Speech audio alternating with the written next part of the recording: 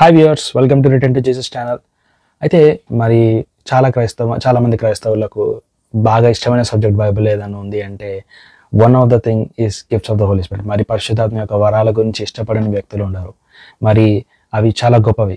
మరి అవి నీ జీవితంలో కలిగి ఉండుట, మరి దేవుని చేత నువ్వు వాడబడుతున్న ఒక పాస్టర్ దేవజనుడనే కాదు, ఎవరైనా సరే వారి జీవితంలో ఈ యొక్క వరం అనేది చాలా ముఖ్యము.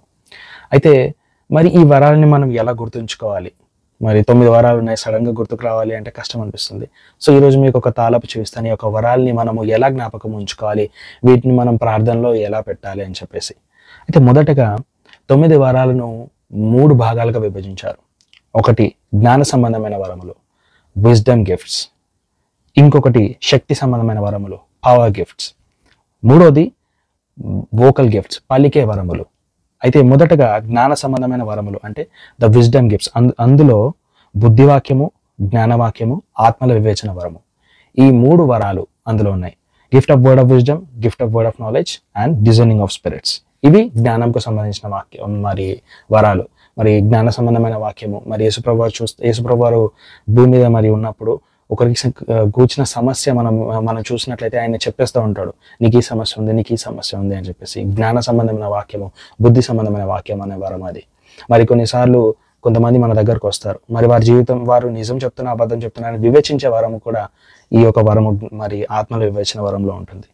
అయితే మరి తర్వాత కనుక శక్తి సంబంధమైన వరాలు, శక్తి వరాలు అంటే స్వస్థత వరము, విశ్వాస వరము, అద్భుతములు చేయ వరము. మరి మనము యేసుప్రభు వారి మినిస్ట్రీలో బాగా చూసిన వరము అంటే ఈ వరాలు. మరి దయ్యాన్ని వెళ్ళగొట్టడమే కానీ, స్వస్థత చేయడమే కానీ, గొప్ప కార్యాలు చేయడమే కానీ. మరి కొన్నిసార్లు ఈ యొక్క వరాలు నీ జీవితంలో ఎలా ఉపయోగపడతాయంటే వరము. మరి నీకు అప్పటికప్పుడు ఆ భయం వెళ్ళిపోయి నీకు విశ్వాసం సడన్గా వస్తుంది, దాన్ని గతించేసే సమస్యల నుంచి బయటకు వచ్చేస్తావు. సో విశ్వాసవరము. స్వస్థవరం అంటే తెలుసు, నానా విధమైన రోగములతో బాధపడుతున్న వారిని యేసుప్రభు వారి దగ్గర తీసుకొచ్చినప్పుడు ఆయన చేతుల నుంచి వారిని స్వస్థపరిచాడు. కొన్నిసార్లు ఆయన నుంచి ప్రభావం వెళ్ళి వారిని స్వస్థపరిచింది. మరి నానా విధమైన అద్భుతాలు. మరి మీరు కనుక చూస్తే 5 రొట్టెలు 2 చేపలు 5,000 మందికి పంచిపెట్టాడు యేసుప్రభు వారు. హల్లెలూయా. మరి నీ జీవితంలో కూడా మైట్ బి దేవుడు నీ దగ్గర ఉన్న పర్సులు ఉన్న అమౌంట్ని మల్టిప్లై చేసే వరం కూడా ఇవ్వచ్చు నీకు. నానా విధములైన అద్భుతాల వరాలు, ఎన్నో రకాలైన వరాలు, ఎన్నో మరి పరిశుద్ధాత్మ చేయగలడు. మరి ఆఖరణ వచ్చేసి పలికే వరములు అంటే వీటికి నీ మాటలు కావాలి. ప్రవచన వరము అంటే మరి ఇది తెలియని వాళ్ళు ఉండరు క్రైస్తవుల్లో.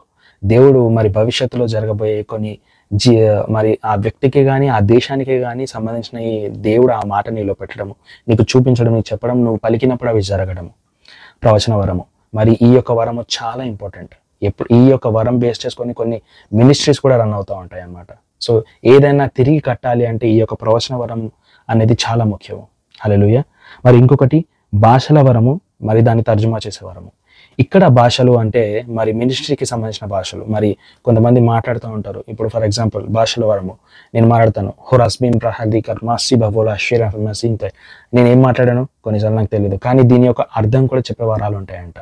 సో నీకు ప్రార్థన చేయడానికి అవ్వలేదు, నీకు భయం అనిపిస్తుంది, లేక నీకు అర్థం కావట్లేదు, ఎప్పుడైతే నువ్వు భాషల్లో ప్రార్థిస్తావో పరిశుద్ధాత్ముడు నీ యొక్క స్వరాన్ని వాడుకొని ఆ యొక్క సమస్య గురించి ప్రార్థిస్తాడంట. మరి కొన్నిసార్లు దాని యొక్క అర్థం కూడా చెప్తాడంట. సో ఈ విధంగా మరి జ్ఞాన సంబంధమైన వరములు, శక్తి సంబంధమైన వరములు, పలికే వరములు, ఈ 3 బేస్ చేసుకొని మరి ఈ 3 విధాలుగా మీరు విభజించి జ్ఞాపకం పెట్టుకొని మీ ప్రార్థనలో దేవుణ్ణి అడిగి ఈ వరాలు మీరు పొందుకున్నట్లు యేసు నామమున ప్రార్థిస్తున్నాను. ఆమేన్.